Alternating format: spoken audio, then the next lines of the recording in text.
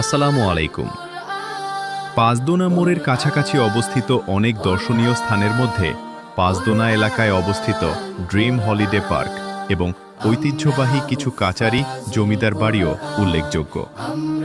এসব স্থাপনাগুলি স্থানীয় ইতিহাস, সমাজ ও স্থাপত্যগত গবেষণার জন্য গুরুত্বপূর্ণ প্রমাণ্য উৎস হতে পারে। তাই এগুলো সম্পর্কে বিস্তারিত তথ্য সংগ্রহ করা জরুরি। ভাই গিরিশচন্দ্র সেন সম্পর্কে বর্তমানে প্রচলিত তথ্যসমূহ ও কিছু ইতিহাসগত সংবেদনশীলতা নিচে দেয়া হল। গিরিশচন্দ্র সেন ব্রাহ্ম সমাজের একজন সম্মানিত পণ্ডিত ছিলেন। তিনি ধর্মীয় ও সাহিত্যিক কার্যক্রমে সক্রিয় ছিলেন এবং কোরআনভিত্তিক বাংলা অনুবাদ ও ইসলামী সাহিত্য চর্চায় আগ্রহী ছিলেন। স্থানীয় ঐতিহ্যে তাকে ভাই গিরিশচন্দ্র সেন বলে সম্মান করে বোঝানো হতো। এটি ব্রাহ্ম সমাজে প্রদত্ত সম্মানসূচক পরিচয়। একই সময়ে মুসলিম সম্প্রদায়ও তাকে সম্মান দেখিয়ে মৌলভী উপাধি দিয়ে সম্বোধন করত। এটি পারস্পরিক সম্মান ও ঐতিহাসিক সামাজিক সম্পর্কের প্রতিফলন। গিরিশচন্দ্র সেনকে এককভাবে কোরআন শরীফের বাংলার প্রথম অনুবাদক হিসেবে দাবি করা ইতিহাসসম্মত নয়।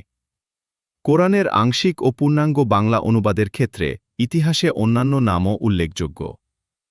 উদাহরণস্বরূপ ১৮০৮ সালে মাওলানা আমিরুদ্দিন বসুনিয়া আংশিক অনুবাদ করেছিলেন। পরে পূর্ণাঙ্গ অনুবাদের ক্ষেত্রে মৌলভী নাইমুদ্দিনের নাম পাওয়া যায়।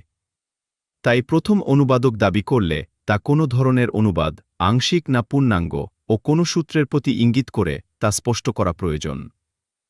নরসিংদীর পাঁচদোনা অঞ্চলে গিরিশচন্দ্র সেনের বাড়ির সঙ্গে ঐতিহ্যগতভাবে সংযোগ আছে।